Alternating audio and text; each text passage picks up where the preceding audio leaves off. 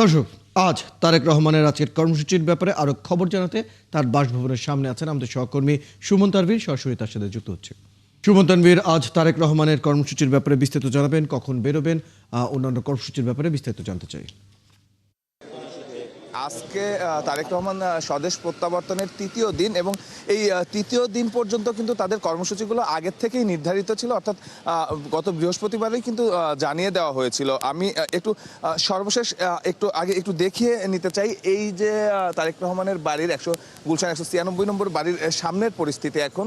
মানে কিছুক্ষণ আগে অর্থাৎ আধা ঘন্টা আগেও কিন্তু এই যে গাড়ি বহরের গাড়িগুলো দেখছেন কিংবা মানুষজনের যে কর্মচঞ্চলতা দেখছেন, এই কর্মচঞ্চলতা কিন্তু এখানে ছিল না, যেহেতু আজকে 11টায় ওসমান হাদি কিছুদিন আগে যিনি আততায়ীর গুলিতে নিহত হলেন ইনকিলাব মঞ্চের, তার কবর জিয়ারত করার জন্য কিন্তু আসলে ঢাকা ভার্সিটি ক্যাম্পাস এলাকায় তার যাওয়ার শিডিউল রয়েছে। সেটিকে ঘিরেই কিন্তু তার বহর এখন সাজানো হচ্ছে। একদম মনে হচ্ছে শেষ পরিস্থিতিতে, শেষ মুহূর্তে আমরা আছি, যেহেতু 10টার বেশি বেজে গেছে এবং 11টার মধ্যে তার সেখানে যাওয়ার কথা। এবং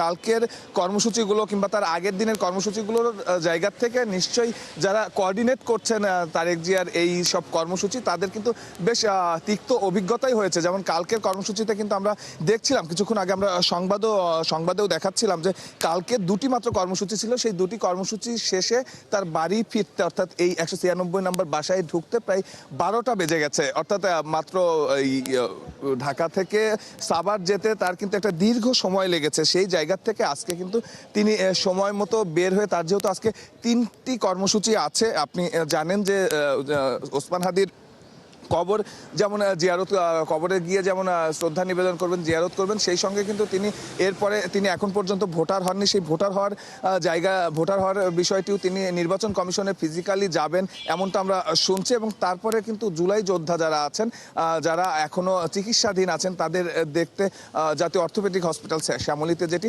সেখানে তিনি যাবেন। একটু আমরা কথা বলতে চাই আমাদের সহকর্মী, যিনি একদম শুরুর দিন থেকে আসলে তারেক রহমান যখন দেশে এসেছেন তারপর থেকে একদম ওতপ্রোতভাবে তিনি ছিলেন এবং তিনি কাভার করছেন। তার কাছ থেকে আমরা একটু জানতে চাইবো যে আপনি জানেন এর আগের অভিজ্ঞতা থেকে, গতকাল একটা দীর্ঘ সময় লেগেছে, আজকে জানেন তার যে জায়গায় যাওয়ার কথা ওসমান হাদির কবর জিয়ারত করার জন্য, সেখানে আগে থেকেই আন্দোলন করছে শাহবাগে ইনকিলাব মঞ্চে সদস্যরা। সেই জায়গা থেকে কোনো প্রতিবন্ধকতার সম্মুখীন হতে পারে, আপনার অভিজ্ঞতা কি বলছে এই 2-3 দিনের অভিজ্ঞতা থেকে একটু যদি জানান।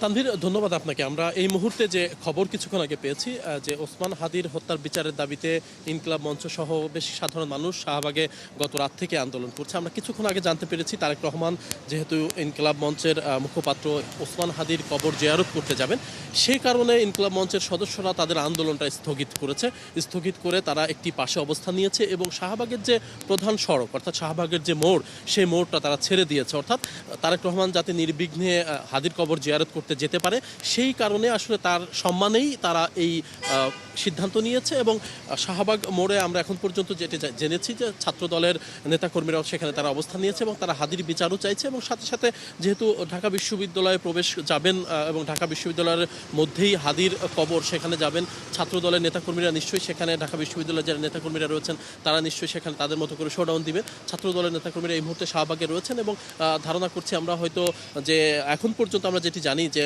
নেতাকর্মীদেরকে আজকে কিন্তু তারেক রহমানের গাড়ি বহরের সাথে আসতে নিষেধ করা হয়েছে, যেহেতু জনদুর্ভোগ হচ্ছে, কারণ লম্বা সময় লেগে যাচ্ছে তার বাসা থেকে বের হয়ে কর্মসূচিতে যে সেখান থেকে আবার ফিরতে। সুতরাং অনেক লোক নেতাকর্মীরা যদি জড়ো হয়, সেক্ষেত্রে গাড়ি বহর খুব দ্রুত যাওয়ার কোনো সুযোগ থাকে না। সে কারণে তাদেরকে বলা হয়েছে যেন নেতাকর্মীরা আজকে বাড়তি কোনো ভিড় না করে। তার আজকে বেশ কয়েকটি প্রোগ্রাম রয়েছে, তিনি হাদির কবর জিয়ারত করবেন, তিনি সেখান থেকে সরাসরি আগারগাঁওয়ে যাবেন, সেখানে তিনি নির্বাচনী তার যে ফর্ম আছে সেটি পূরণ করে তিনি ভোটার হবেন।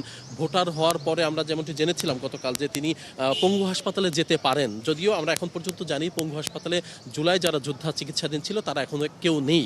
তো সুতরাং সেখানে যাবেন কি যাবেন না সেই শিডিউলটা হয়তো পরিবর্তন হতে পারে। সেই জায়গা থেকে আমরা জানতে পেরেছি যে আজকে হয়তো সে শেষ সময়, হয়তো শেষের দিকে এসে তার মা এভার কেয়ার হাসপাতালে ভর্তি রয়েছেন, তিনি সেখানেও যেতে পারেন বলে আমরা খবর পেয়েছি। তবে এই বিষয়টি এখন পর্যন্ত নিশ্চিত না। তবে হয়তো আমরা ধারণা করছি হয়তো আর কিছুক্ষণের মধ্যে বের হবেন, বের হয়ে হয়তো খুব দ্রুতই তিনি হাদির কবর জিয়ারত করে আজকের বাকি যে কর্মসূচি আছে সেই কর্মসূচিগুলো তিনি আজকে শেষ করবেন। আসলে আমরা যে সংবাদটি এখন পর্যন্ত পাচ্ছি যে গত 2 দিনের অভিজ্ঞতার জায়গা থেকে যে নেতাকর্মীদের রাস্তায় ভিড় করতে আসলে নিরুৎসাহিত করা হয়েছে, কিন্তু আসলে আপনি কিন্তু জানেন যে তারেক রহমান বিএনপির রাজনীতির জন্য কিংবা বিএনপির রাজনৈতিক দলের জন্য শুধু একজন নেতা নয়, তারেক রহমান আসলে বিএনপির জন্য একটি আবেগের নাম। সেই আবেগ আসলে যখন রাস্তায় নামে যারা নেতাকর্মী আছে দীর্ঘ 17 বছর যারা তার সংস্পর্শে আসতে পারেননি, আমরা দেখছিলাম যে তিনি গত বৃহস্পতিবার যখন এই বাংলাদেশে আসলেন অর্থাৎ স্বদেশ প্রত্যাবর্তন করলেন তারপর থেকে অনেক নেতাকর্মী যারা যুব দল করে, যারা ছাত্র দল করে, তাদের সঙ্গে কথা বলছিলাম। তারা কিন্তু খুব ছোট ছিল যখন তারেক রহমান আসলে এই দেশ থেকে আসলে বাধ্য হয়েছিলেন নির্বাসনে যেতে।